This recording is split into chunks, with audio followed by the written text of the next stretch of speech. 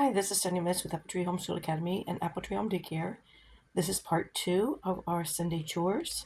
So I started off by putting these recycled papers in our paper bin for our art. I made myself some breakfast and washed up the dishes and filled up the dishwasher and got that started from last night. I'm rewashing a load of my son's work clothes. That way this can be getting done while I'm doing other things.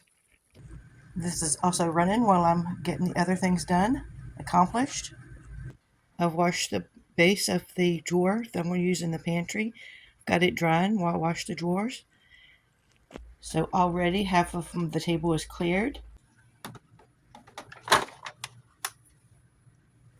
I'm going to need to use my Amazon box to put my extra 4th of July celebration items in because this is a small one and I don't have enough room. I bought extra things for this theme this year, so we need more space. So that's on my to-do list is to go back to Walmart and get another bin. When I get more money. I never got to show you this little fella. He's made of, it feels like cast iron. He's really, really heavy. I used to have this in my living room when I had it decorated in Americana theme back a couple decades ago. And anyway, he holds a flag, his little arms, and he's long.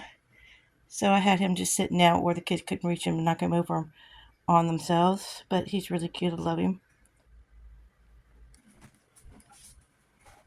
My daughter-in-law gave me these great little plastic dishes, and I don't know what brand that is. I just checked. I couldn't see it. I'm going to keep this in my teacher books instead of for the whole class to protect the pages. And we'll go over this in circle time. Note to self, next year don't buy any more American flags. You've got plenty to last a while.